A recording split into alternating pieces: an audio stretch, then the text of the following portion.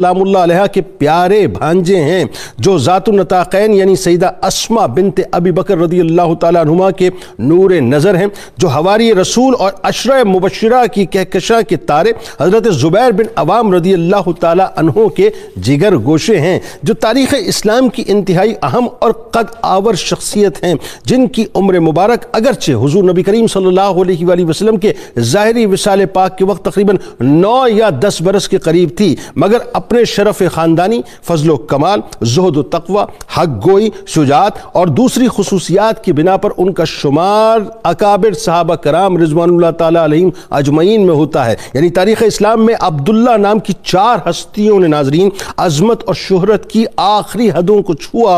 उन 4 मुस्तफ़वी सितारों में से एक सैयदना अब्दुल्ला इब्न ज़ुबैर रज़ियल्लाहु ताला अन्हु की मुबारक हस्ती है। नाज़रीन कराम, हज़रत अब्दुल्ला इब्न ज़ुबैर रज़ियल्लाहु ताला अन्हु हिजरत नबवी के बाद मुहाजिरीन के वो 9 मौलूद अव्वल हैं, जिनकी विलादत यहूदियों के ताने का जवाब बनी और जिनकी आमद साहबा कराम रिज़वानुल्लाह ताला अलैहिम अजमईन के लिए इंतहाई मसरत का सामा बनी कि निहायत ही यूँ कह लीजिए पुरतपाक अंदाज से बबांगे दोहल नारा तकबीर ऐसा बुलंद हुआ कि मदीने के पहाड़ तक गूंज उठे। जिनको नाजरीन ये अजीम तरीन शरफ नसीब हुआ कि उनके दहानो शिकम में विलादत के बाद सबसे पहले जो खुराक गई वो सरवर कायनात सल्लल्लाहु अलैहि वसल्लम का लुआबे दहाने मुबारक का नूर था। यानी उनके मुबारक खून में खुद रसूल करीम सल्लल्लाहु अलैहि वसल्लम का मुबारक नूर शामिल हुआ, जिनके लिए सरवर दो जहां सल्लल्लाहु अलैहि वसल्लम ने दुआए खैर फरमाई और जिनके मुबारक जिस्म पर दस्ते अक़दस फेरा और नाम भी अब्दुल्ला यानी अल्लाह का बंदा रखा। और ऐसा अल्लाह का बंदा रखा साहब, ऐसा अल्लाह का बंदा नाम रखा कि आप फिर मस्जिद के कबूतर कहलाने लगे।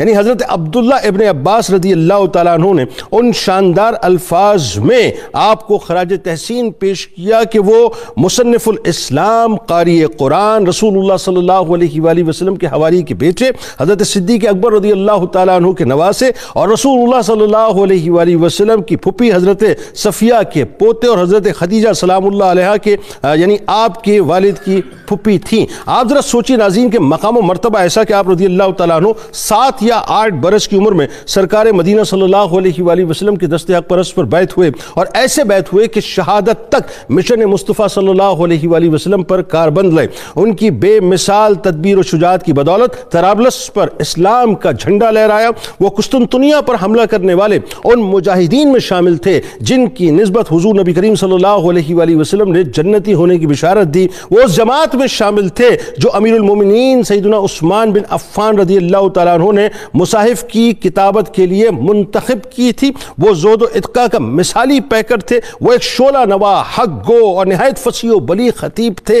इसी वजह से आप रज़ियल्लाहु ताला अन्हु का शुमार कुरैश के निहायती नुमाया खुतबा में हुआ करता था। उनकी नमाज रसूलुल्लाह सल्लल्लाहु अलैहि वसल्लम की नमाज की तरह यानी एक सच्ची तस्वीर थी।